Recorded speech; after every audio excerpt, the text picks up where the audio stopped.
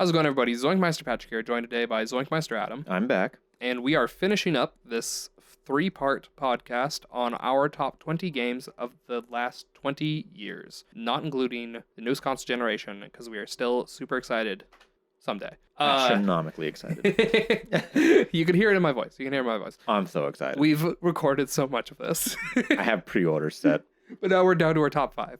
And so hopefully this podcast doesn't drag on for too long, but Yes. I think our last one was also just 5, right? I think we did the first 10 and then the next 5. First 10, then 5. And so now... that's what we're down to, like the tips here. So like this one might be long, but just you'll have to bear with us because I don't know how I'd split it down to like, okay, we're doing 5 through 3, then 2 and 1. we have to get this one Yeah. going. So number 5, Adam, what is your number 5? Wait, do we want to really quickly just read from 20 to 6? Just like, you don't have to just say their names in order. And that way people are up to date on like what's going on. Okay. For ZoinkMeister Adam. Number 20 is Super Metroid. Number 19 was Naruto Clash Ninja 2. 18 was Assassin's Creed 2. 17 was Prototype 2. 16 was Sonic Adventure 2. There's a lot of 2s here. Yeah. 15 was Infamous Second Son. 14 was Resident Evil 5. 13 was Mega Man X. 12 was Metal Gear Solid 3 Snake Eater. 11 was Marvel Spider-Man. 10 was Midnight Club Los Angeles. 9 was Ninja Gaiden original Xbox. 8 was Super Smash Bros. 4 Wii U. 7 was Pokemon Heart Gold Silver. 6 was Tekken Tag Tournament 1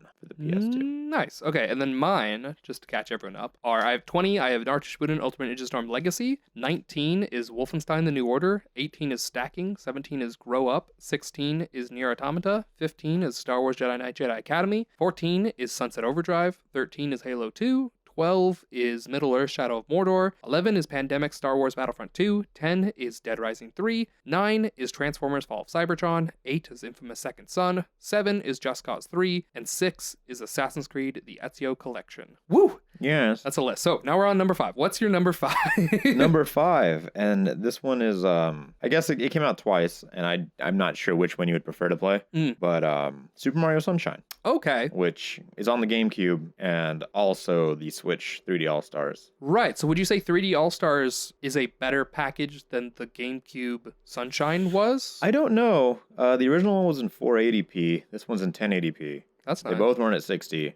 Oh, really? And, yeah. I don't know why I thought the Switch would run at 30 or something. I mean, it shouldn't, right? You're right. Yeah. I don't know why. It was just in my head. I was like, oh, yeah, it's probably going to be, And then, I think the only difference, because you can play with a GameCube controller. Oh. Is that the GameCube triggers have differences in, like, as you pull it down, it'll, like, register. Oh, yeah. It has, it's not like a digital button. It's analog. It's analog, yeah. It has, like, analog pressure. So as you, like, push, it doesn't, I don't know if it registers as, like, how hard you put the push, but pulling it all the way down versus pulling it halfway do have different effects. So if you pull it all the way down, you stand in place and shoot water out. If you like barely hold it down, then you could still run while shooting water. But other than that, I'd say, the Switch version's cool. I've been liking it. Okay, so in the Switch version, you can't do the half pull? I'm not sure. I haven't per se played myself with the GameCube controller. I've been playing with the Switch Pro controller or in handheld. Gotcha. Which, that doesn't have the half pull because it's just buttons, Yeah, right? it's just all buttons. Makes sense. Tiny buttons. Which is weird. So there's no way... Yeah, you can't like squirt on the run then, right? Which means... The way I believe they handled it was because the GameCube used to only have one trigger on each side. Yes. I think the bumpers do that. Oh, okay. But did the Z button do something before? I guess probably not. I think that was a camera. No, I think the Z button pulled up your progress. Okay, now you have select button for that. Yeah, now you have a select which pulls up that your makes progress. Sense. Okay, then the bumper, that makes sense. That makes sense. Yeah, I feel like that works. Okay. And that was released in 2002 on the original GameCube port, 2020 for the collection. Collection. That's cool. The collection's only limited time release though, right? It's limited time release, but they made it sound like it was going to be this rare ticket item. Whenever I go into Target, I see like a bunch of them. Okay. So I have it both physically and digitally. Gotcha. Since the digital license should never go away. Yes, definitely. But yeah, I mean, having like 2 copies of that physical release just in case it ever becomes rare. Yeah, which, I'm known for that. There's a chance. I mean, yeah, but I doubt it. But, who knows? It could be like a big game one day. It's hard to say. My number 5 is Star Wars Jedi Fallen Order, the 2019 game that I specifically played on Origin. It's like PC. One of the most recent games on your list, right? Yeah, I think it probably is the most recent game on the list. November of 2019, right? There's the Halo 2 remaster in 2020. That was my number 13. But Oh, other okay, than yeah. that, yes. As far as like release date, like original release date, yes. Fallen Order is the newest one on this list. Which I love that. So let's go first before I go into mine. What is it about Sunshine specifically, or even if you want to talk a little bit about the entire All-Stars collection, that is number 5? I mean, because now we're in the list, right? I mean, we're talking like, Oh, it's the big boys. yeah, exactly. You know, how to get that like number 5 slot. So Super Mario 64 was this fantastic game where I feel like it absolutely changed the way 3D gaming, it's like the 3D space forever, right? Do you have any other 3D Mario games on your list, just out of... As I skim, Yeah, do you have like... I don't believe so, no. Okay, just making sure. I have a 3D Sonic game. Yeah. No. So I feel like Super Mario Sunshine took everything in 64 and improved upon it in every single way. And that world's fun and easy to pick up. This one I feel is even better. Yeah. With the GameCube ability, like the power, the crisp change from like polygonal gaming. Yeah. Oh my goodness. 64. I remember I first learned about 64 on the DS. 64 DS was the first version of... That version looks better than the original by like a lot. Decent. So when I originally found out about what 64 looked like the first time I ever saw it, I was like, that's not real. Like, that looks so bad. It is. I honestly was like, is that the original game? I always picture it because my head, whenever you say 64, I think 64 DS. It's like not 64 like, DS. It like takes work for me to be like, that's right. DS is that specific version, and 64 doesn't look like that at all. No, 64 DS is like better in nearly every way. Except for the controller. Well, so it's on the DS, but the 3DS has an analog stick. But it doesn't map it. It's still 4-way. Are you sure? I believed I played it that way. I think it's still 4-way. I believe the unnamed friend on the channel also played it through like that, and that was his complaint about playing on 3DS. That's dumb. It's still 4-way control even with the analog stick. And so yeah, there's like some people are talking about like trying to mod the... Like, you could use the stylus. It was the only way to do full 360 control, but you had to like map the stylus to your like analog stick somehow or whatever, and it just doesn't do that. Like, that's just not the way it's programmed. So dumb. Yeah. So no, it's actually 4-way on the joystick. That's stupid. Yeah, I don't know why they... That's the one downside to the DS version, is that some of those levels are not designed. All of those levels are not designed. It's designed for a 3D space. The D-pad is used for like either selective positioning of like an equipment or a 2D space. There's like the two. But I mean, like there are some levels like the Bowser stages where they are like specifically designed to be like you have to go right and up slightly, and you can't do that. Like, that's not an option. Yeah. So there are like some stages, especially the Bowser stages, that are really small, where the DS version is just like really bad. Yeah. Super Mario Sunshine is the first game I ever 100%ed. There's like nothing else to do. I got every coin, every blue coin, every single star. That's crazy to me. I remember when you told me you 100% completed it. I had completed like several games by that point, so I don't think I thought anything of it. No, because that game's hard, and some of the shine sprites at the end are like they feel impossible. Yeah, I was going for the 100%, but then you got it, and I was like, I'll just live vicariously through you. Yeah, it's I'm fine. Something to be. Yeah, it's oh man, I don't even know if I want to do it for the port Switch, because it's like. I don't think it's worth it, right? I mean, you get the sunglasses, which are cool. You get the sunglasses and the shirt and like the little picture ending where it like shows everyone. Yeah, but that's I feel like that's not. I mean, the sunglasses are cool, but you don't even. That's not 100, right? Don't you have to get like half the stars or something? I can't remember. But that's probably worth getting. If you can get the sunglasses, then it's like that's as far as I'd recommend anyone out there going. Like as far as getting the shirt, you have to like really like the game. But that's some of the stars are broken. Like I think that's safe to say. Oh right? yeah. A lot of them are just like, wow, this is not implemented very well. Exactly. Especially that freaking. What do we call it? Yeah, like Pachinko. Yeah, that one. I was gonna call it pinball, but it's like no, it's not pinball. Yeah, the Pachinko star is the worst. I hated that thing. And trying to get to the Yoshi Island and then like having to do that Yoshi challenge. Literally, it's so stupid. That one's so bad. I hate that. And so that's the thing is like the game's not perfect, right? I mean, it's not, but it's like it's one of the only games I can remember. I feel like we don't do it anymore as we get older, but when you're younger, I feel like there's always a game you can like safely pop back to. When you're just like, I'm not doing anything. Why not? Yeah. And like that game was just fun to just go in the world, explore. Like the game feels great to control and play. Yeah. I mean, you could say that like the flood is weird, but then like some of the best levels, like you don't have to use the flood to do a lot of things. Yeah. And then a flood can also potentially break the game. Right. Yeah. No, it's like, and yeah, the fact that they added like a new type of movement to Mario felt like something that like that's what Odyssey's missing is they added the hat, but it doesn't give you new movement so much as it gives you an extra bounce. Like that's all you get. An extra bounce. I mean, the fact that they do like a possession mechanic is Right. basically Odyssey's whole thing. Yeah. But you can't play the whole game like that. They're like No. for selective events. Right, and they're all So- like very specifically designed and stuff, and like your movement is like restricted when you possess something because it switches your movement to this enemy style thing, and you're like, okay, I can move less good now Yeah. with the advantage of I have an attack or whatever, basically.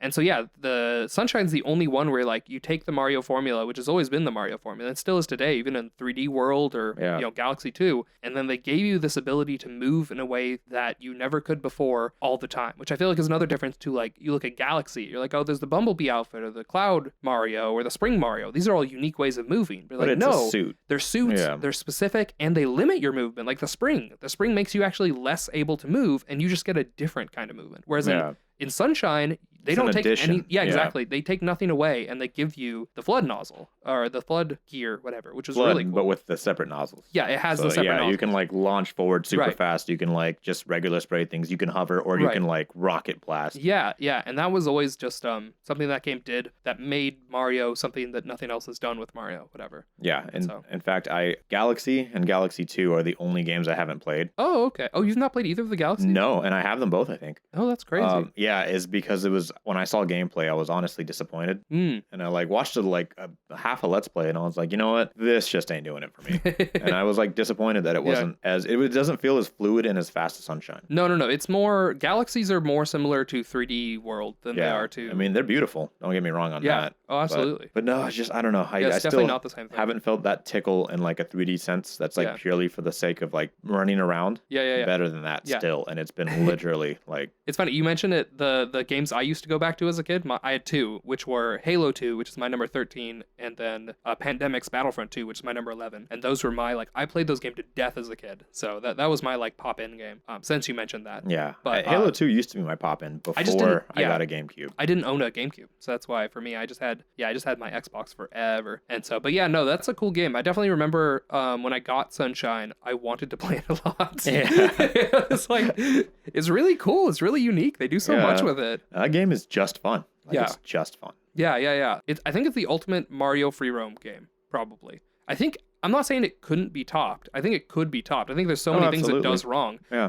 It's just Nintendo's not tried to top it. Like they even like made Odyssey, but like Odyssey's not the same thing. Like they didn't go like I get that one is also a free roam Mario kind of. But still, I mean, I'd argue that this one's the most alive as well. Like, you go into Odyssey and some of those levels are like there's like a little town, but a lot of it's like open, barren, like either forest or just sand or absolutely. Like, whereas like from head to toe, like each little level of Super Mario Sunshine is like its own like little tropical take on something, right? Yeah, and the fact that like there's civilians, like I mean, like Odyssey has its civilians, like it has in the Steam Gardens. There's those little like machine spread things with the yellow. I don't know what to call them. Like, they're basically like gardening cans, but giant metal gardening cans. And so like there are stuff like that, and there's like the little mariachi skeletons in the desert area, but they're not like I don't know why they don't feel as alive. Like you go into some of these stages, and it like when it does the camera pan to show you the world in Sunshine, it'll like show you what's wrong, like what Shadow Mario did. Yeah, and they're like panning, and you like see the like worried Delphine. They're like covered in like goo and stuff, and like there's like whole like buildings that are missing because the goop makes them submerge for some reason. And the weird part is in Odyssey they even have the same thing where like, oh no, Bowser's here and he's like destroying our world, but then like there's nothing wrong though. No, like after you fix he just kidnapped Peach. Yeah, like, exactly. It's like especially the food world in Odyssey where everyone's like a fork and they're like, oh no, they've stolen our giant soup, and it's like, wow, what a problem. Yeah, like, did they? Yeah, it's like, oh wow, I'm so much so as it's concerned. just at the top of the so much stolen as it is a part of the geometry. It's very different from like Bowser Jr. showed up and my entire hotel has sunk under like ink. A giant manta ray came from the ocean. Yeah, and it's like I don't know what to do about this. There's people trapped inside. Yeah, exactly. Yeah, it's like wow, these stakes are different. Like way different. Yeah. So that's the thing. Sunshine does a lot well. What was your number 6? Just reminding me. I know you never. What was my number 6? Just reminding me. It was Tekken Tag Tournament 1 on the PS2. Okay, so that was, I guess. So we're talking like why this made like into the top 5, and you're saying like Tekken Tag Tournament did not make it in the top 5. But it's like, do you have time with Sunshine that you feel you don't have with the Tekken? Oh, absolutely. The problem with fighting games is they essentially can't be much better than you beating the other person. Yeah. Whereas Sunshine is like it's something you can consistently do for fun. You could say like, oh, well, I play fighters for fun. Well, like you do, and that's totally cool. But like I play platformers for fun. Right. And I feel like this is a really good platformer. You can approach it from many different angles. Whereas, like, I feel like when you fight in a fighting game, you're just going to beat the person with the strategy that works for you or the one that's the most efficient for the character you're using. Right. Yeah. It's like, I mean, yeah, the point is to, like, you know, you see your opponent and you do what works against them. You know, that's of course a key tenet of fighting games, but it's very different from like you don't make your own fun in fighting games so much as the fun is your overcoming. Yeah, the fun is the fight. Whereas in Mario, it's like a sandbox almost. Yeah, the difference between, I'd say, 3-dimensional games and 2D games is, I'd say, objective, but also with 3D platformers, the objective is essentially jump or collect, right? Yeah. And that's it. And if you're like collecting, if you've done it or if you haven't done it, then that mixes well with the jumping and the movement. It's basically movement, right? Like, just like you can like jump into some, I don't know, like Just Cause or something. Yeah. Because the movement is so much fun. Right. Even if you don't have anything going on, you're just like, well, it's fun to move. Right. Yeah. So it's another one of those fun to move games. Right. Yeah. And yeah, that's why I think that's probably why I mean, it's not on my list anywhere, but I always love traversing in games, whatever. And yeah, that game has always been in my mind one of the more interesting ones. Like I remember when I first got Sunshine, I just wanted to get far enough to get the third nozzle, the speed nozzle. Yeah. Just because I was like, because then that's the last one, you have all the nozzles. And it's like, that's all I cared about in that game was just like, all right, now I can do whatever I want as far as movement. I don't care what happens to the story, whatever. That's like not what I was, but you can be interested in that game for that, just because of the way it does everything very well. We should move on. yes, we should absolutely move on. But is there anything else you wanted to cover on Sunshine? Oh, anything about the remaster and the All-Stars collection before moving on? I don't think so. I think the games are essentially basically 1-to-1 because the game is basically an emulated port running. Yeah. There's no improvement whatsoever. So I don't think it matters. I mean, I guess the Switch version because it's portable, easier, faster to run. Yeah. But that's about it. Have you played 64 remastered? I've 100% at 64. Sunshine remastered? I was working on it. And then you haven't touched Galaxy? I haven't touched Galaxy. Okay. All right. So there you go. That's his recommendation as far as the remasters go. You can get 64 and Sunshine, which are excellent games, and then Galaxy, which a lot of people very much like, and we're not putting that down as much as just we're not as into it. Like we can't really tell you so much about it. So my number 5 is Star Wars Jedi Fallen Order. I played that on the channel. Oh man, that's one of the only games we've both 100%ed, right? Yeah, that's one of the few. Yeah, we both 100%ed. I still haven't gone back to it since they made the update where they added the like fight feature and the new game plus. But I played that. I 100% completed that game twice on the same profile. So it doesn't like new game plus would have been real nice at launch. Yes, it sure would have been. They added the camera mode, which is incredible. Like the camera mode is really well done in that game. Just that like it's the most approachable Souls light that exists. Yeah, it's the more and more I see like Souls comparison as I recently talked to somebody about that. Okay. And they're like, oh yeah, that's Souls Star Wars. And I was like, oh yeah, it is a Souls kind of, right? Well, so the way I view it is it's a Star Wars story, right? With some like Uncharted level set pieces and Souls light gameplay mixed with what I'd probably call like a Tomb Raider traversal, whatever, right? Because like in Souls, you don't do the things you do in Star Wars. Absolutely not. Between fights. Yeah, no. Like it's completely different. It's more like Uncharted when you're not fighting. If you were to say like this is a Souls game, then I'd be like, oh, well then it's the best Souls game by far. Yeah. So it's like, no, I don't think it's that category. I think it's just like the lock-on mechanics to how you engage in combat in a one-on-one level. Right. I mean, the fight philosophy is definitely Souls. Like the fact that you have like basically Estus flasks in your heal stims. And like the enemies reset at a not bonfire or whatever. Yeah. And you get all of your not Estus flasks back. Absolutely. It's just the combat mechanics, like the basic. I don't even want to say. I guess you could say the skeleton is there, but every other body part absolutely isn't there. Like the fact that there's mass storytelling. Right. You're supposed to care about. And the fact that like once you've gotten past the like first world, you have like force powers. And the force powers make it not Souls at all, as you can like pull people towards you and like throw massive beasts over. Changes the way. Yeah, you don't fight things. The like mentality is not the same as Souls after the first. I mean, the first area honestly is just a Souls game, like because you just have your lightsaber. Yeah. You have like no force powers, and you're basically just playing Souls. But as you get deeper and deeper into the game, you start moving away from that mentality and moving towards like being a Jedi. Yeah, which just doesn't play the same. So yeah, I don't know. It's like, but yeah, for people who are into like, ooh, I want a single player narrative driven game that like challenges you in this like sort of melee style combat situations, whatever, in the way that Souls does. But Souls is stupid. Then I'd say try Fallen Order. Oh yeah, no, it ticks so many boxes. I just tell people try Fallen Order regardless because it's quite possibly the best Star Wars game I could think of that like makes you care about a character. I can check if I have anyone higher on my list, but I don't believe I don't. That's the highest star. Yeah. Well, I mean, as far as story goes, right? Because Battlefront 2, the new one, was like, the story wasn't like, okay, well, that happened. There. Yeah, but so short. 1 didn't have any story. Yeah. Battlefront 1 and 2 were just a collage of battles, right? Like, there wasn't supposed to be an overarching huge story that's supposed to make you care about someone. In the EA's ones? Are you talking about EA? Yeah.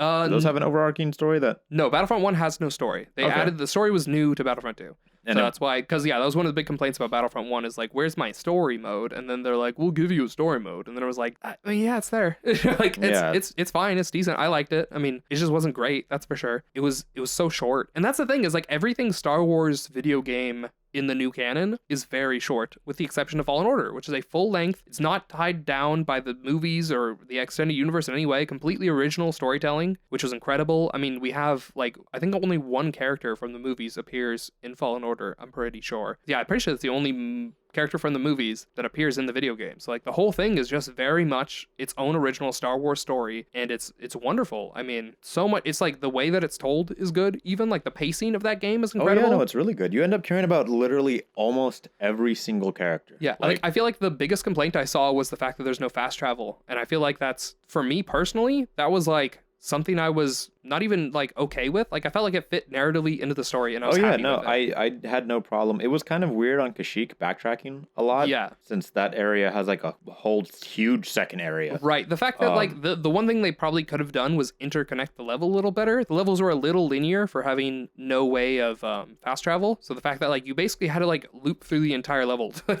get back. Well, I mean, the first half of Kashyyyk was fine. It was mostly the second half. You would get past this one point, and there was no backtrack. You had to just go through the entire second half of Kashyyyk. Yeah, so that was annoying. If you like missed one thing in the second half of Kashyyyk, you had to redo the entire second half of Kashyyyk because there's just no other way to do that.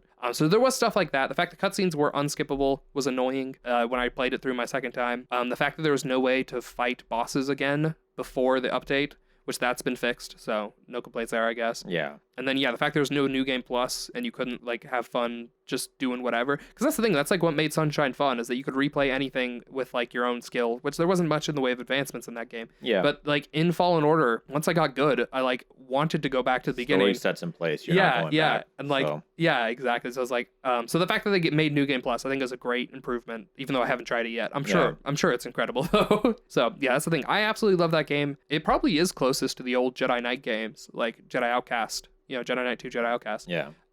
It doesn't go for the same feel or style in any way. Like those games, you have like force speed, which doesn't...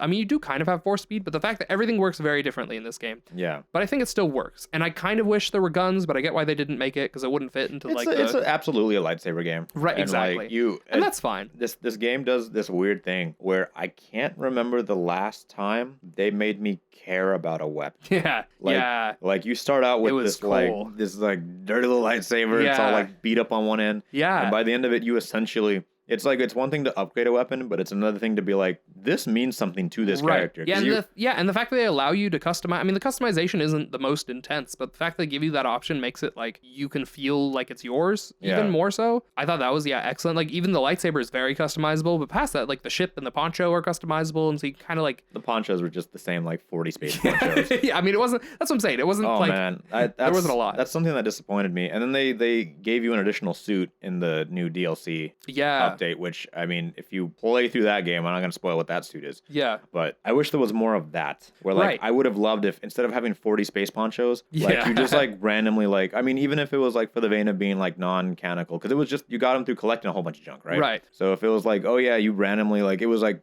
this is Boba Fett's armor. Yeah, or, like, this is Mace Windu's, like, or this is, like, this is old. They did have some where, like, some of the lightsabers were definitely, like, channeling the energy of old lightsaber styles. Oh, yeah. But, and, like, I mean, even some of the colors. Yeah, like, I love that they added all the colors. Like, that could have been something I was worried because they give you only like 2 colors at the beginning, right? You can only do green and blue. Yeah. I was so worried that was going to be it. But no, they gave you that was so good. Oh yeah, they really. That's another thing about that game is like I don't want to talk about it too much because like everything feels like an intense spoiler just because it's done so well. Oh yeah, no, it's like everything you could possibly find out about that game and Metroidvania, right? I mean the fact that like it's absolutely a Metroid. Right, and so that's like another like genre that it captures so well and it does everything so well. So that's the thing is like I really want another Star Wars Jedi game because this one was so good that like I want I don't want EA to play with it anymore. Yes. I want just Respawn specifically. Right. I want this like magnificent sequel that we sometimes can get in the video game industry. Because the problem with this game is it was not sent out to die, but it was given like like EA was like not Squadrons was literally sent out to die. It was not like that, right? Like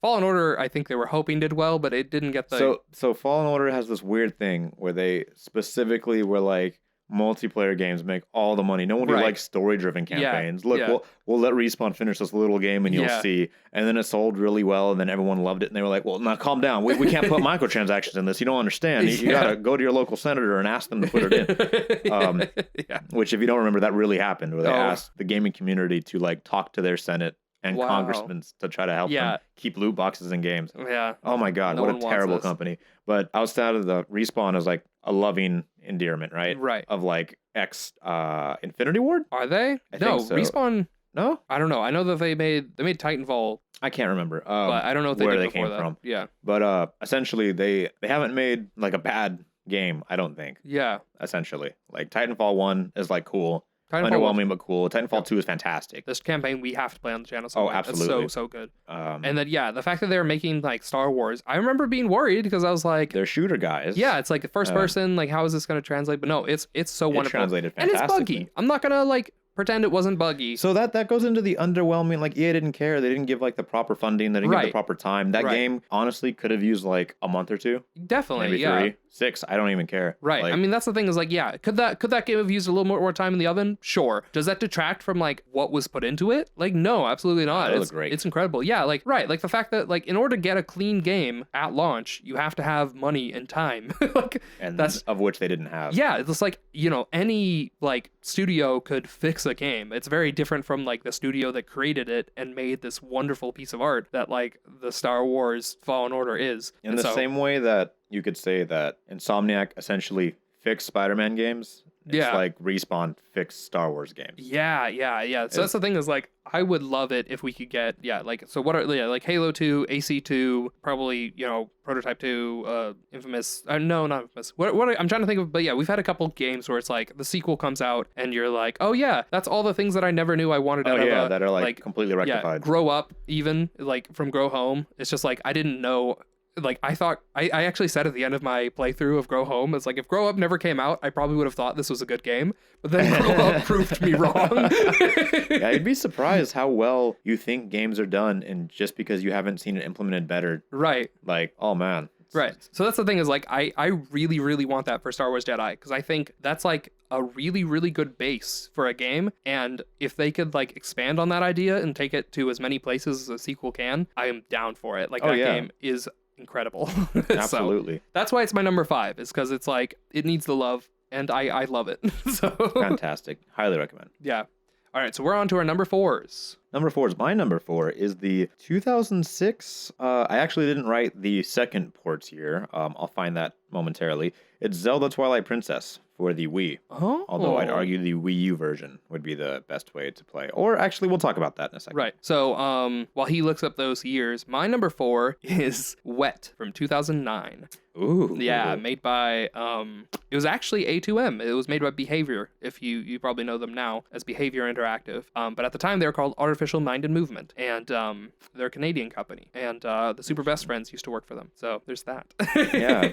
Yes. But yeah, so do you have the port here? I do. Okay, so we're going to talk about Twilight Princess. Twilight Princess HD, which released March 4th, 2016 on the ill-fated Wii U. Yeah, that feels too bad for the Wii U. I know. But so, why do you like Twilight Princess? Why the port versus not the port? Give us your stuff. Okay, so Twilight Princess, right? Now bear with me now. Say it with me now. I think is better than Ocarina of Time. Okay. And I feel like that would absolutely be everyone's sentiment if it didn't have the wolf part. Okay. I mean, I yeah, feel maybe. like if you remove the wolf part, it's like essentially the same adventure in the same land. It's like the same map. Right.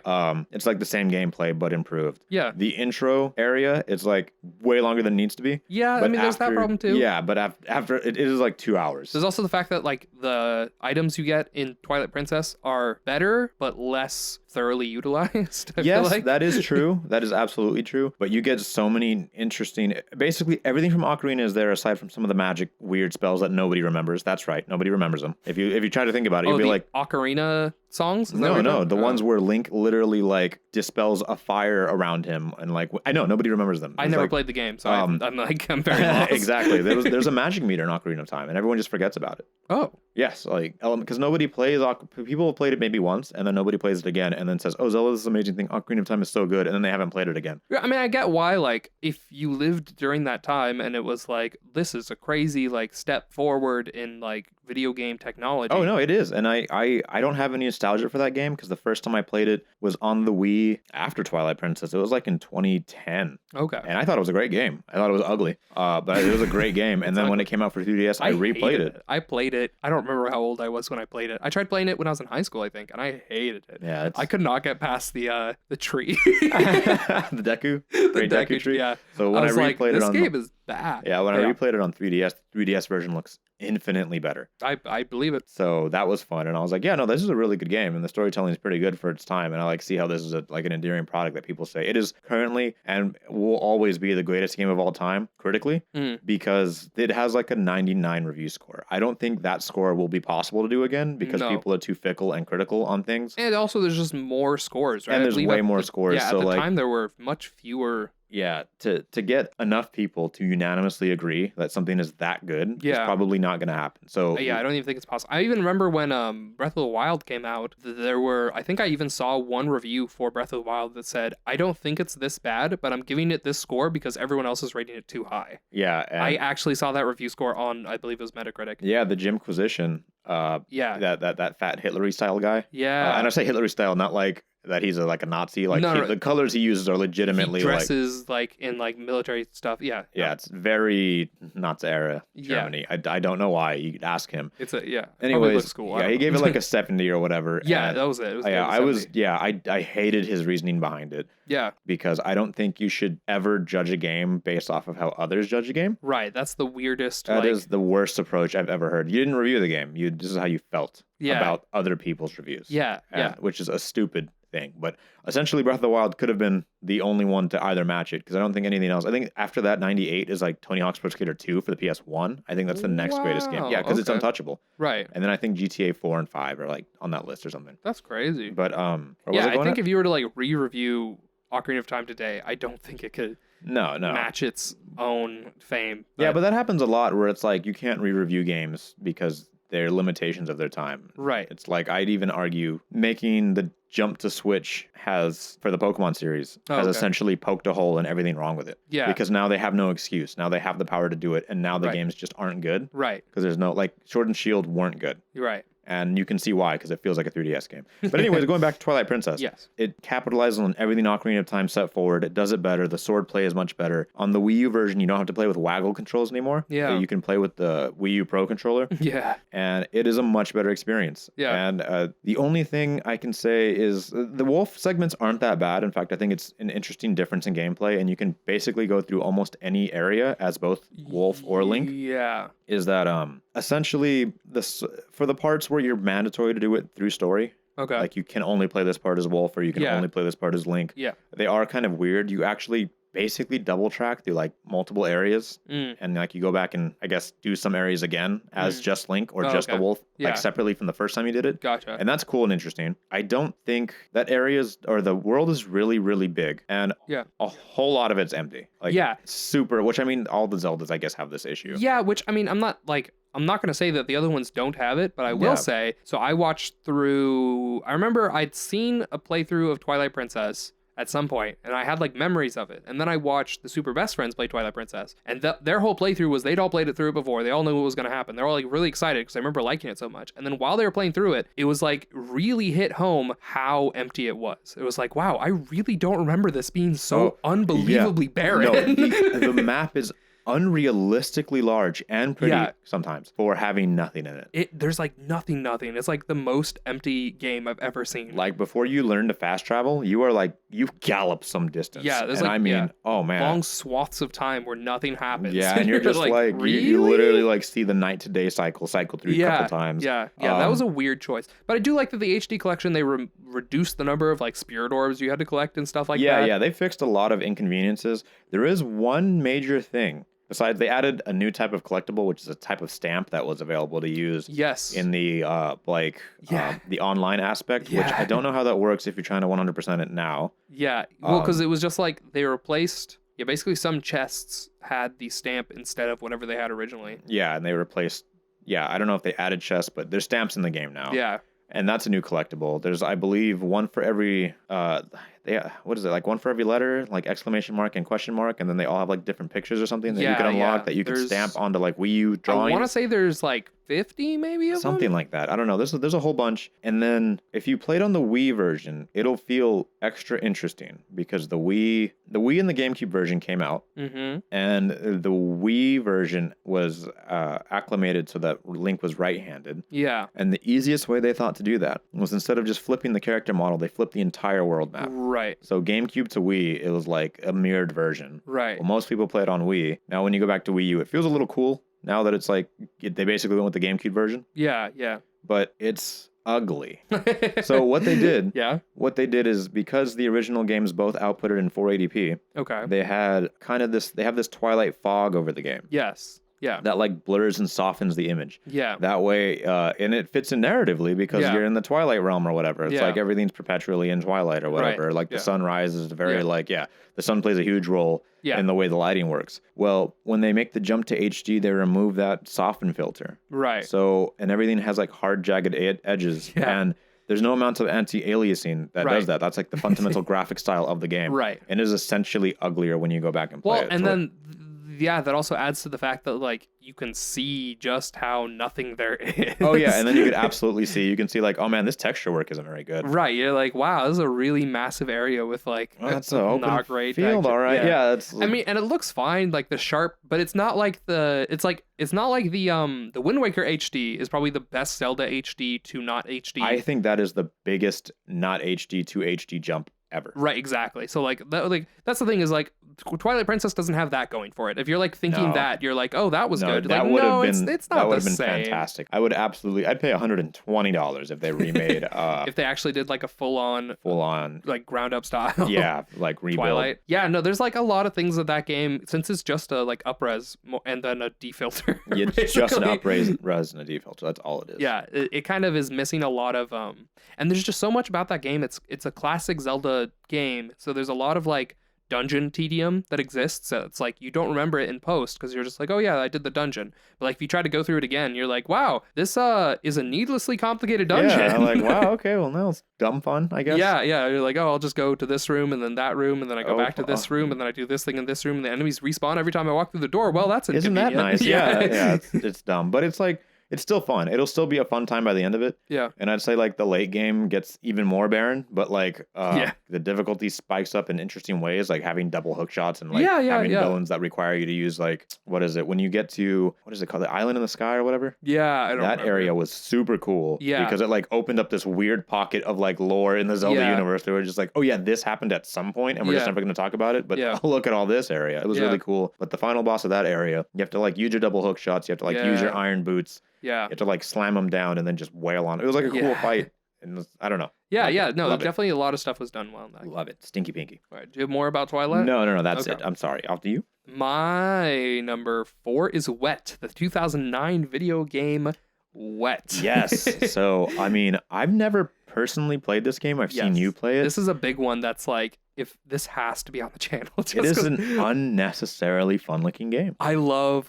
So Wet, for those of you who are not aware, is like It's so wet. it's like the other Uncharted, I think is the way I feel like Indiana Jones is to Tomb Raider as Uncharted is to Wet. Like that's how I feel about it. Like they're kind of the same thing, but like one's a guy, one's a girl.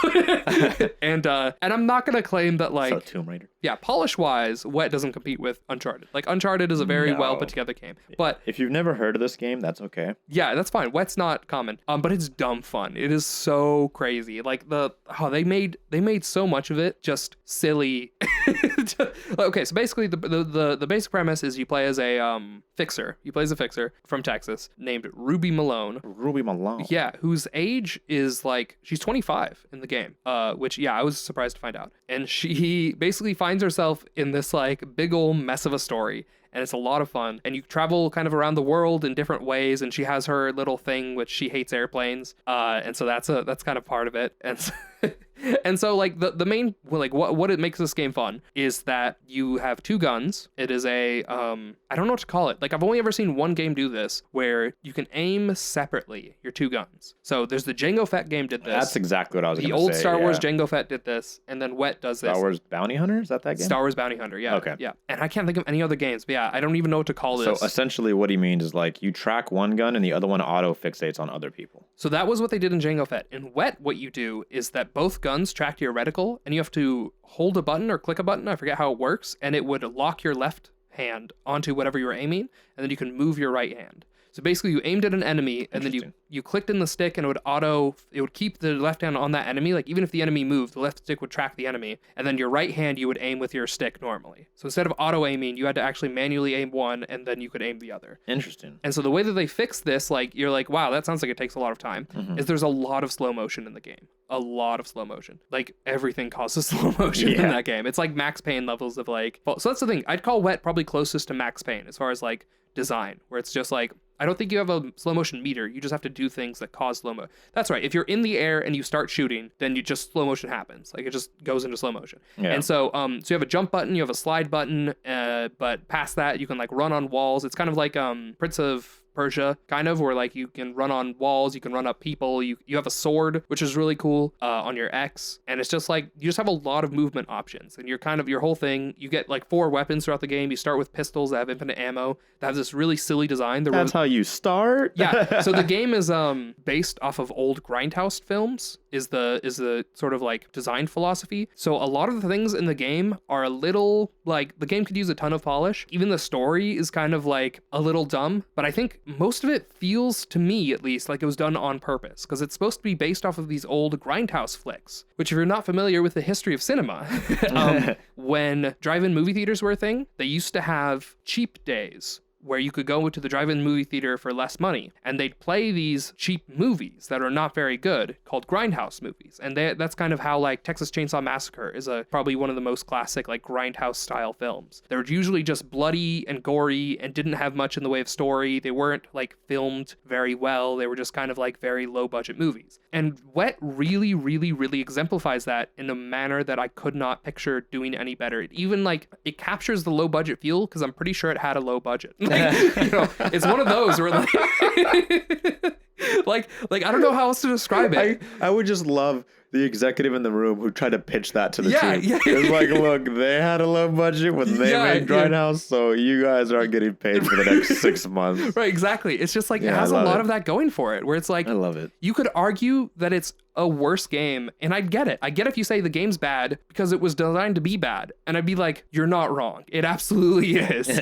But I love it. I love that aspect of it. I love that they committed to what they were trying to do to such a degree that never drops off at any point. Big set pieces too, right? Massive. Oh yeah, it's absolutely like Uncharted. Yeah, no, that you got even like less tied down with physics, right? Like much more over the top. No, there's zero physics. I love like when you jump in the game because of the way that if you just hit the jump button and do nothing else, because you're supposed to be able to like move in midair and turn and stuff, and they don't want you like screwing anything up. Your jump arc is fixed. You have a fixed jump arc. You can't change your direction midair, which is real physics, surprisingly enough. But the way you jump, it looks like an old like Chinese wire like movie. You like jump and then you like hover in the air for a short period of time and then you fall again. And you're like, what? It looks so weird, just like solid jump. That's why like I have to show this game off on the channel just because everything about it is so unique and so silly. None of it makes any sense at all. but it's really cool. And like, yeah, the physics aren't real physics, but they're all designed to work with the game, and it works well. It's one of those things where like just so many design mechanics are done in a unique way that just like any sort of classic video game design philosophies, I feel like don't apply to a lot of situations in Wet. Like the fact that you have to be able to run on walls while turning to your side and like shooting people. It's like none of the like classic ways that you would run on a wall would make sense for what you have to do while running on a wall in Wet. And so it's just a lot of that sort of stuff where it's just, I don't know, I thought they took a really crazy out there idea and they executed it, maybe not the best way possible, but in a way that was maybe no one else has done. I can assure you that. And so it's just, I love the game, I think, for its uniqueness and the fact that sometimes I feel like playing Wet because I've never had another game that is Wet. What? Why is it called Wet? So Wet is short for wet work, which is any dirty work that yes. It's a euphemism for hands literally wet with blood is what is it says at the very beginning of the game. When you start the game, the very first thing that appears, it says wet, open parentheses, work, close parentheses, dash, work, that whatever means hands literally wet with blood. That's how the game opens. And then that fades away or fades into the text fades and then the game fades in and you start playing. Is there any reason why this is specifically higher than Star Wars? I'm glad you asked. Yeah, well, so I guess for what I was saying in that, for me, I really love unique experiences in games, and Star Wars felt like it took a lot of genres and did it perfectly and fused them together in a way that I could have never possibly imagined. Wet takes the opposite approach and does like, I can't describe how it is because it's so, I mean, it's like, it's Grindhouse movies done in a video game in a way that no other video game has managed to pull off. So yeah, I love it for its uniqueness, whereas Fallen Order, I think, is an incredible game, but like I can see what more could be done. Whatever was Wet, I would love another Wet. We're not getting one though. Probably not. Yeah, and so it's like Wet is sort of the pinnacle of its craft in that no one else has tried to do Wet. Yeah. Whereas Fallen Order, I don't feel is that. I feel like I can see like the matrix of Fallen Order and be like, this could be improved, and I want to see that happen. Yeah. And so that's kind of holding it back in my mind. Whereas Wet does not have that. Wet, I'm like, I don't know what they could have done. I would like to think that there's lots. Yeah, I'm sure there is. You know, but we're not going to get it. And so, you know, I'm happy. Like if Fallen Order 2 comes out or Jedi, whatever, if Star Wars Jedi 2 comes out, and it's like the level of like elevation that these other games we're talking about, like Assassin's Creed, I think it could easily beat out Wet. I think it could become number 4 and Wet would be number 5. But yeah, Fallen Order is where it is just because I think a lot of the game could use improvements. I think a lot of the game could go somewhere and become something really, really amazing. So yeah, that's why it is number 4, and Fallen Order kind of like sticks below it at number 5. So now, number 3. Now we're breaking into the sweaty of the pits, right? Would you believe we're 50 minutes in? Okay, really now. The 2004 release for Xbox or PC in 2020 is Halo 2. Patrick didn't get to talk about this one. That's right. That was my number 13. The 2004 or 2020 remaster of Halo 2. And then my number 3, before we get into that, is The Darkness 2 from 2012. Yes. Yeah. Yeah. Yes.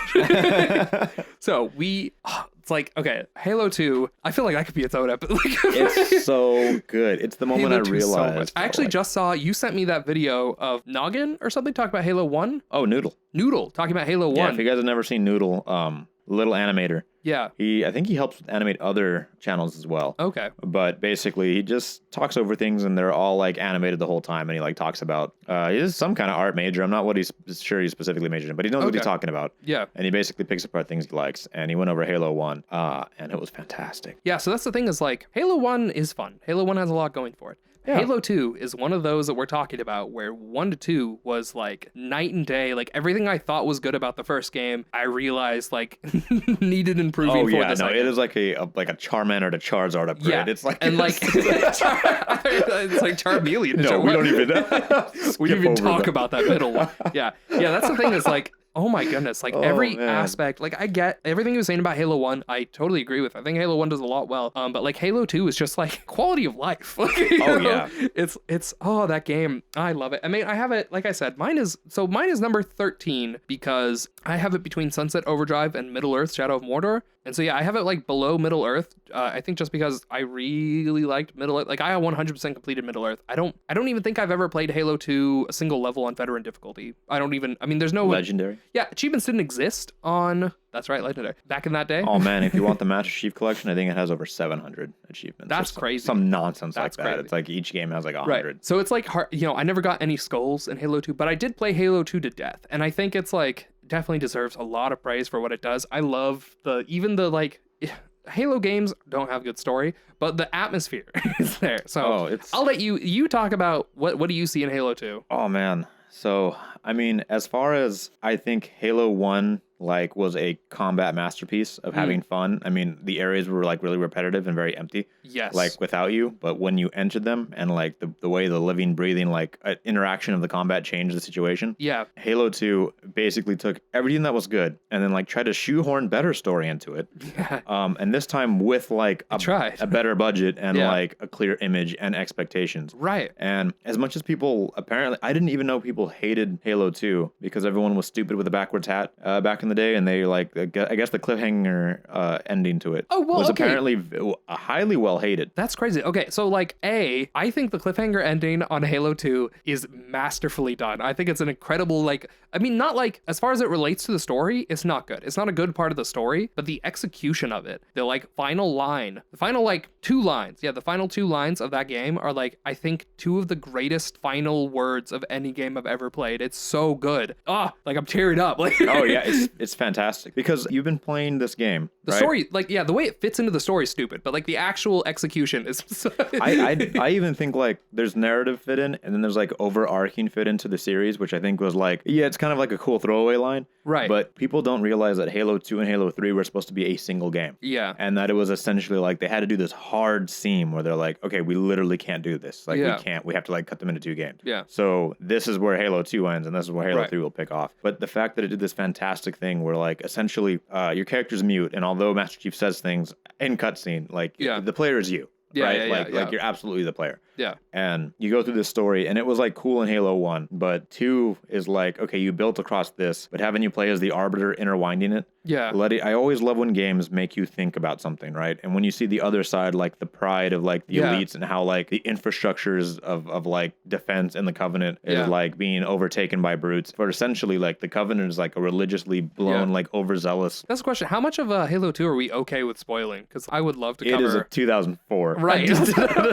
I'm like, should we say like game. we're gonna kind of be? My rule is that if it's over a year, Over a year. Oh, I know some people that say over 10 years. Really? No, I'll say if it's over a year, I will say spoilers ahead. But if it's over 5 years, I'm gonna be like, dude, no, like it's up to you. It's your fault. Like, at this point, if you haven't played You're just dirty. It's literally available on like every generation of Xbox. Right. So we're gonna just go ahead and preface this with saying like if you haven't played Halo or Halo 2 or Halo 3, it's a crazy. I mean, that's the thing is like if we spoil the narrative, I'm not gonna lie. Like spoiler alert, the narrative's not the most impressive part of Halo. It isn't.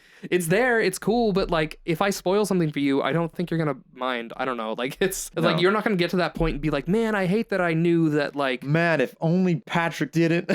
Tell me that like the Arbiter is wearing ancient armor that's like not appropriate for the time period. Or whatever. Like, I wish I'd learned that through the like context of the game. Like, no, it's stupid, and they just shoehorn it in. Like, first name is John? I remember I was in this is a little side story. I was in it was just like a little group of people, and we were having this little game, whatever. We were playing a little game, and it was like boys versus girls, and it was like asking the girls boy questions with big air quotes. I mean, this was do you poop? Yeah.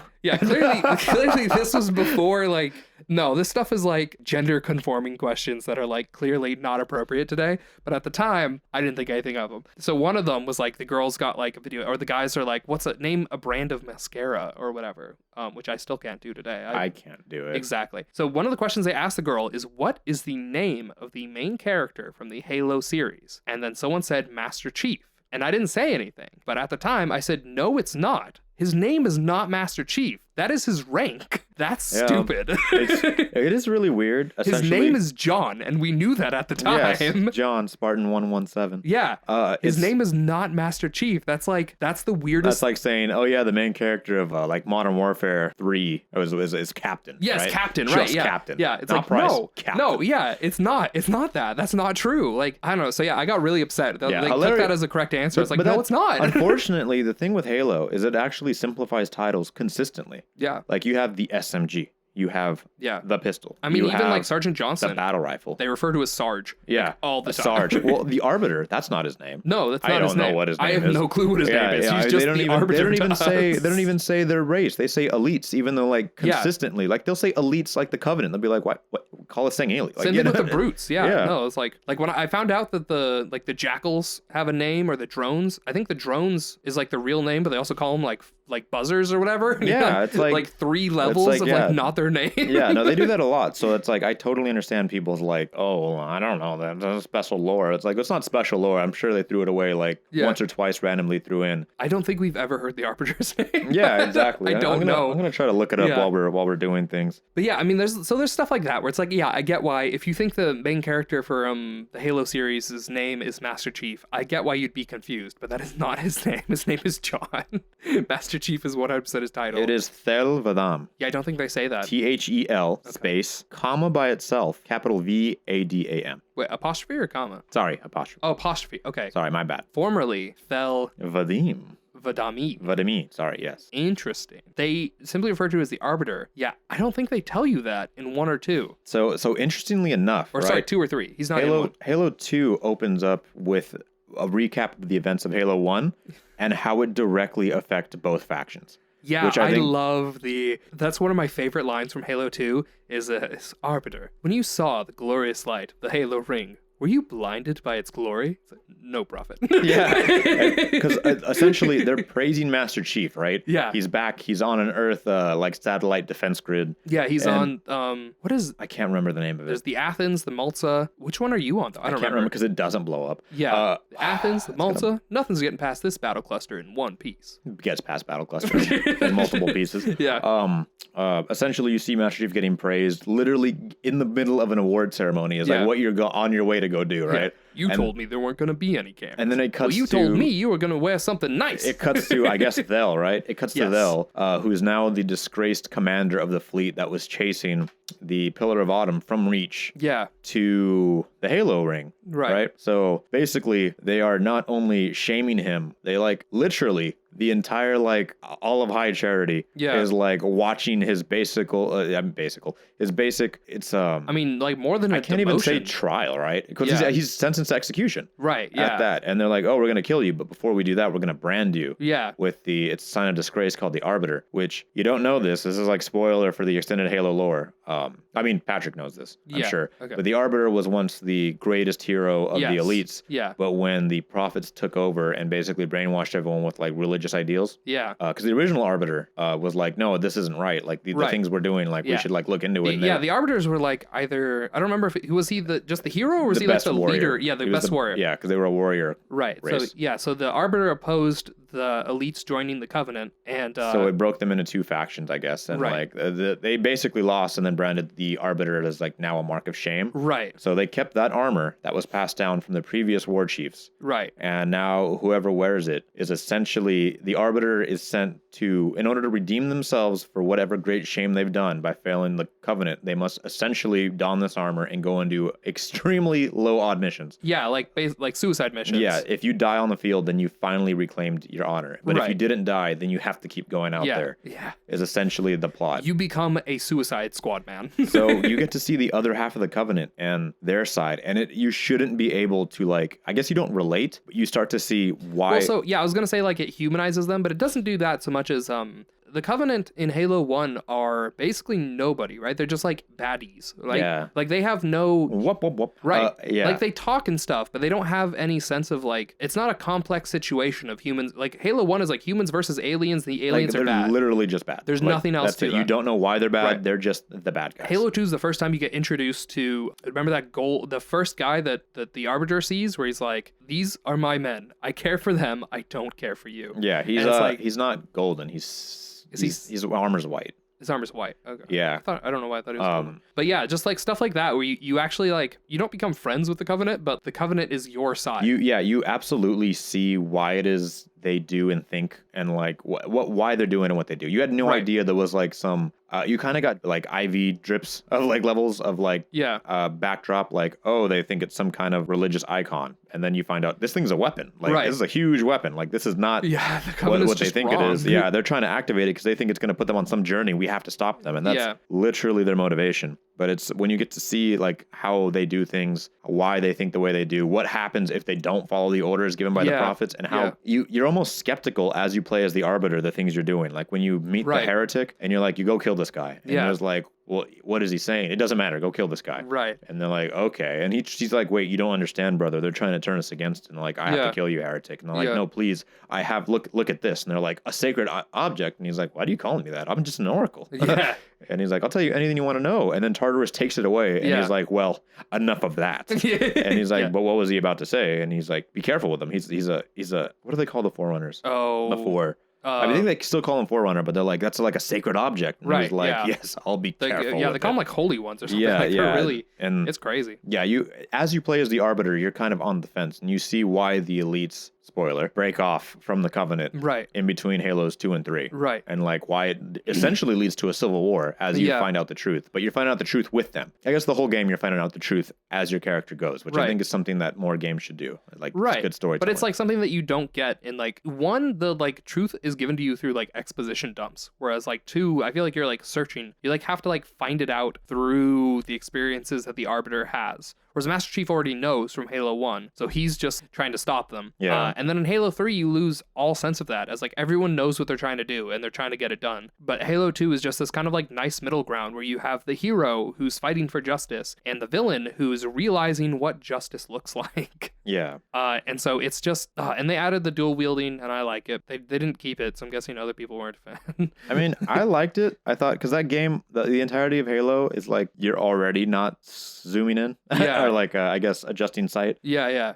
So, I mean, that fits in. I try to play just for fun, Modern Warfare 2 the same way, where I never zoomed in, and I sprayed all over the place. That's not the point of that. Yeah, that game, they teach you, literally the first thing they teach you is to like crouch and zoom in. Like, like aim down your sights. And yeah, it was funny because as Sergeant Foley is going over as you're playing as Sergeant Allen that game. Yeah. And he's like, go ahead, shoot at the target without aiming down your sight. And I just like, quick little presses and shot everything. And then Foley, regardless, his dialogue's always the same. Yeah, look at him. He sprayed bullets all over the damn place. And I was like, no, you're not going to hit anything. No, I didn't. Yeah, I hit it immediately. Yeah.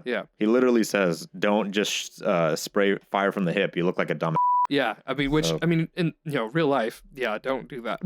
Yeah, regardless. But in Halo, like Halo was always, zooming in wasn't really a thing. Like it exists, but like that's not unless you're using like the sniper or something. Yeah, like, but it's like it's not the same. Like there's no spread. You like clicked in the like one of the joysticks. Yeah, and it was like it wasn't a zoom in. It was like a monocle. And everything like looks prettier too. Like the elites and like the hallways. Oh, like, it looks. The map design in Halo 2 is such a bump from Halo 1. Yeah, it's I think they originally had like 20 levels in Halo 1 and they cut it down to 10. And then Scarab is cool. Oh, Scarab is fantastic. They made you see how big of a threat, because you were essentially on the Halo ring, right, for the first game? Yeah. And you blew it up. Like, you didn't know the extent of And the Covenant, like, got there with you, so they're not, like, any more prepared than you were. Yeah, no, you for the extent, didn't get to see the, I don't know, like, extent of how big the Covenant problem was, like, until Halo 2. Yeah. In Halo 1, you're just like, I mean, because you have no context for anything. You just show up and like, oh, there's aliens. They attacked your ship. Like, oh, they're bad. Oh, I landed on this ring.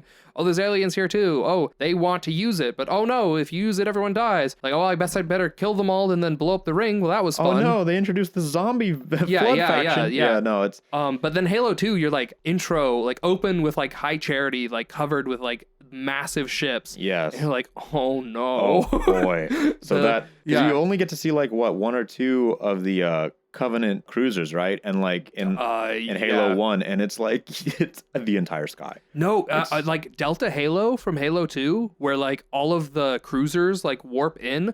Yeah. And you're like, oh no. Boy. Like that was such a... Somebody say boom. Yeah, yes. That moment, I remember in Halo 2 was like, oh, we can't win. Like, it's not a matter of winning. It's a matter of not dying. Gotta go. Yeah. Yeah, that was man. yeah. That's just like there's so many moments like that in Halo 2 where they just the scale, the scope, the like storytelling, like everything is done better. It makes humanity look insignificant, and that's something that games don't do enough when they present a villain to you. Yeah. Is make you feel like if you don't save the day, there is like legitimate consequences to everything. Yeah. Yeah. Like Call of Duty, I feel like when you play through those games, it's like, dude, if I really don't do anything, like what's really gonna happen, right? Like really. I mean, yeah, like Modern Warfare 2, you got the like. I mean, stuff happens. World War 3 happens. Yeah, but that like if you didn't do anything, that wouldn't have happened. Right. Well, if you didn't do anything, then that still would have happened because you don't affect the story. If it wasn't you, it would have been someone else. Well, even if it wasn't someone else, the fact that like at the end of Modern Warfare 2, you don't successfully do anything. Man, you kill one of the bad guys, I guess. Right. Yeah. But you don't.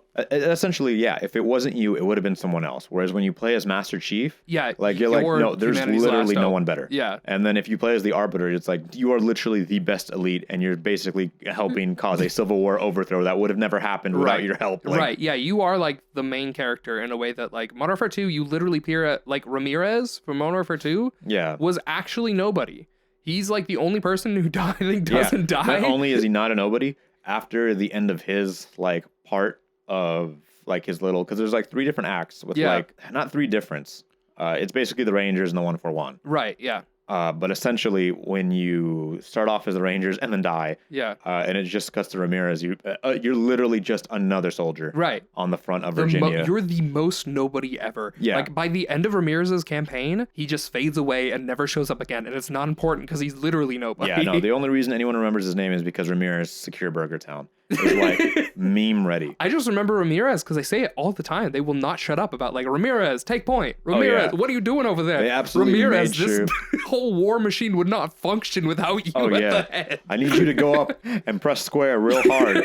Ramirez, yeah. They will not shut up about Ramirez. Like I had a harder time remember Alan's name just because they don't say it as often. He's only in 2 missions. Yeah, there's also that. Or 3 missions, he's only in the SSD, he's only in the first mission, and he's only in No Russian, and then he's like not in the game ever again. Poor Alan. But yeah, so Halo 2 though, we shouldn't move away. Halo 2 is great in like all kinds of ways, and fantastic. Yeah, the remaster I haven't gotten a chance to try. It is great with keyboard and mouse. Yeah, and I'd still play it with a controller. Still good either way. Yeah, I think I watched a single cutscene from Halo 2's remaster, and I think I cried, and then that's as far as I've gotten. It was those games. The cinematics aren't redone like Halo 1. They are like from the ground up 4K. Yeah, the only downside to Halo 2, I think, is that it's very short, and there's not much there. Longer than 3. Yeah. I mean, you can replay it a lot. I did replay it a lot. It's a fun game. I played new bosses so much. Yeah, it's really like it's got that going for it, but like there's not a whole lot there though. I mean, let's be real. Like, how long is that campaign? It can't be more than. Like, I don't think any of them are longer than like 6 hours or so. Maybe, yeah. So that's the thing. Is like that's the only reason why for me like it was pretty low. Is it's just really simple. Like it was done well. I'm not gonna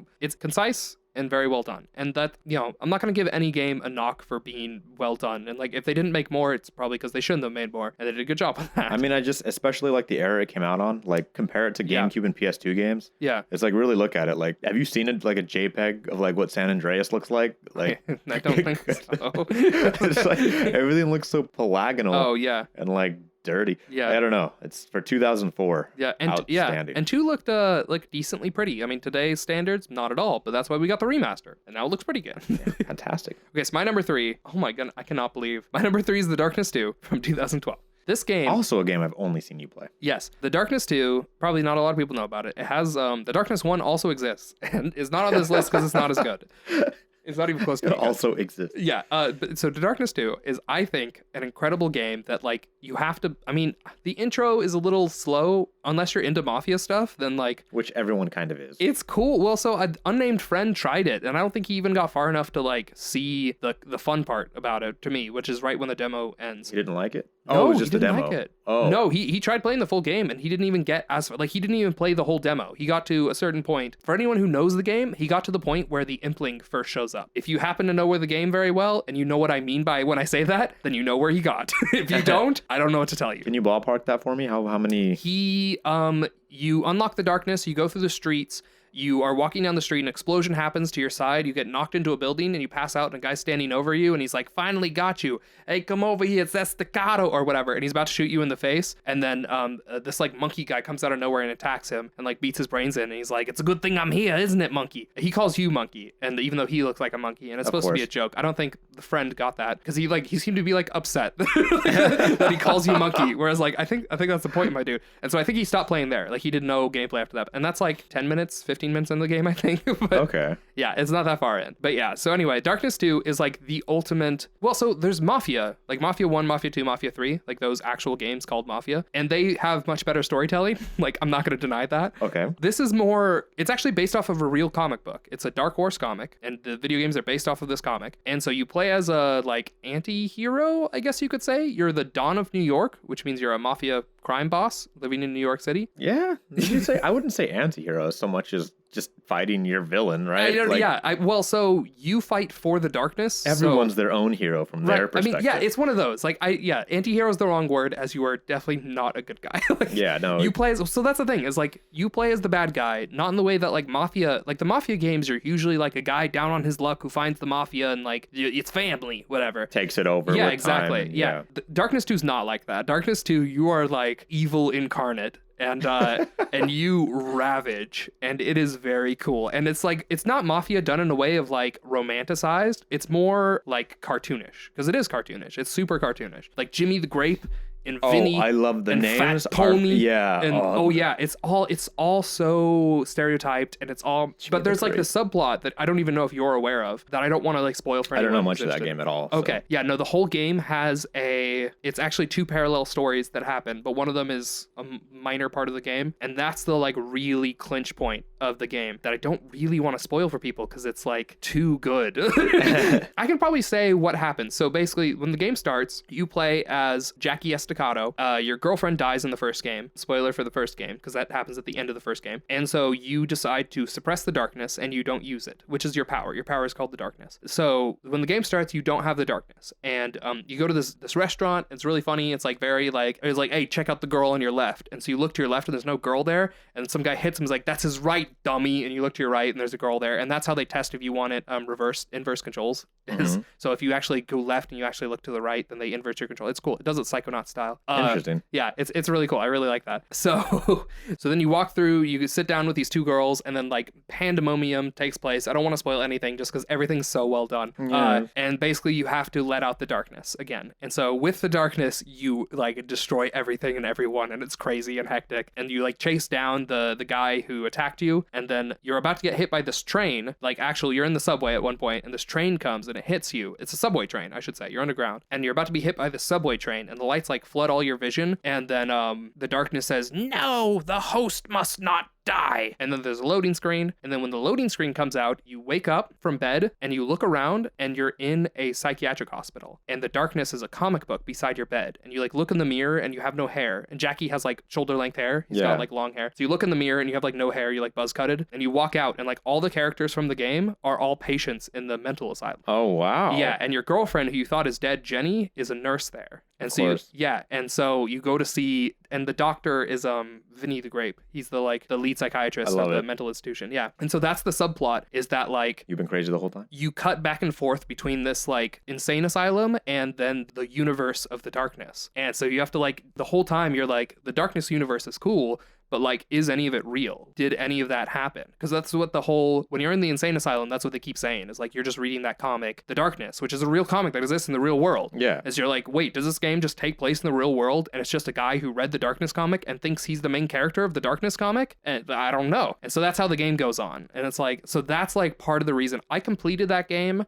twice in 3 days. Wow. 100%. Yeah. Or I played through it twice in 3 days in order to complete it. I believe I had to play through the second time to finish the completion. But yeah, I 100% completed that game in 3 days across 2 playthroughs. And I loved every minute. I like could not put that game down. as you can see by how much I played it. So it came out during the time of the military shooters. What was the year on that? 2012. So 12. Okay, so that's what? I think that's the very end of the 360 PS3. Yes. And so at that time, like, shooters were kind of getting tired. I remember it was one of those things like, Modern Warfare 2, it definitely already happened by that point. Like, all the good shooters had passed. I think that's like a Black Ops, 2 was already out by then? Yeah, maybe. Yeah. So it was kind of the end of that shooter era, which I think a lot of the negative reviews, if you look up reviews for it, it did not review well. And I think the reason is the graphics are not great for the time period. For 2012, it doesn't look like a 2012 game. It looks like it should be older than it is. Kind of has that like Call of Juarez feel, where it's like, this game looks older than it should be. I think it even came out the same year as Call of Juarez. Black Ops 2 was 2012. Yeah. Okay. So yeah, it was kind of when like shooters had gotten really tired. And I really liked Modern Warfare 2 when it came out, and I liked Halo 2 and stuff like that. Like, I liked shooters. And so when Darkness 2 came out, I liked Darkness 2 for the same reason I like Call of Juarez. Like, Call of Juarez could be in this place for the same reasons as Darkness 2. It's just like this really solid shooter that adds, the way it works is you can have two guns, you can dual wield, but it's first person, so it's not like you can split aim or whatever. Split aim, that's the word I was trying to think of earlier. So it's dual wield, so your left trigger shoots your left gun. The right trigger shoots the right gun. And if you shoot them enough, it'll like auto focus aim, whatever, or like auto aim down sight. And then your left bumper controls a darkness power, and your right bumper controls another darkness power. You have two like lizards over your shoulders. And so the one on the right will slash, it's your melee attack, and the one on your left will grab.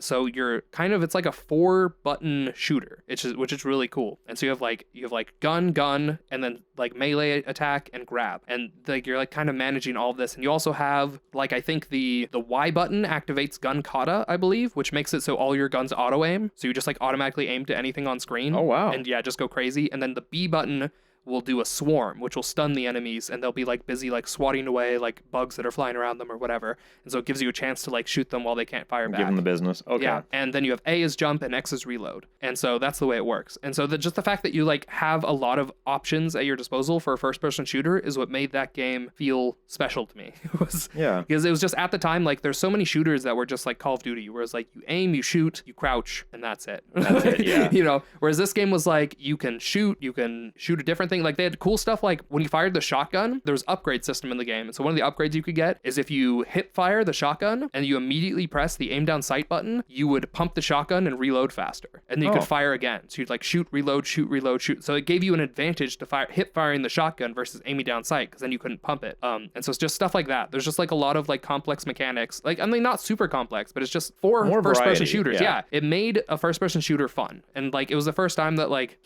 like most first person shooters don't even have like incredible stories a lot of the time. Yeah. Like they don't have like that Call of Juarez. And that's the thing, like Call of Juarez and Darkness 2, just the stories were really, really crazy. I was like so invested in both of those games just for the story. Like, I mean, Call of Juarez had a rough start, and I think Darkness 2 also kind of has a rough start. But both of those games, like when they get into it, they're like, they go places. And so both of them are like worth looking at. We played Call of Juarez on the channel, and I hope to someday have Adam play through Darkness 2 on the channel. I hope he likes it as much as I did. But yeah, it's the pinnacle of comic style mafia, whatever. It's like playing as the Kingpin, but with superpowers. They ever have that anywhere? Is that available everywhere?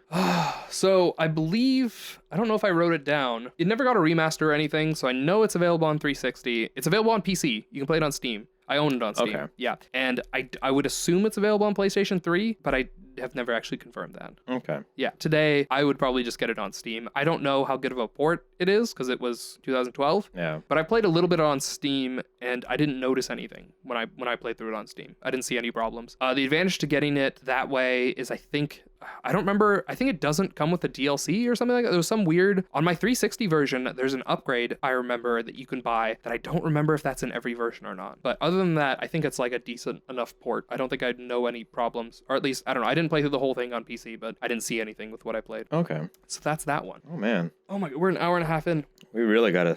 But we only have 2 more left. Yes. Okay, real quick.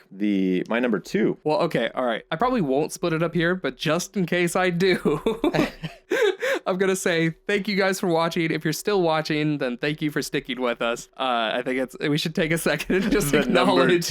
Yeah, we're at 2 left, guys. 2 left. You did a great job. Yeah, this has been a fun little podcast, and I doubt I'll split it here, but it is an hour and a half, and I have no clue how long these last ones will take. Yeah. So, oh man, the real nitty gritty of it all. Yeah. In case I see you guys next time, I'll see you guys next time. Zoink out.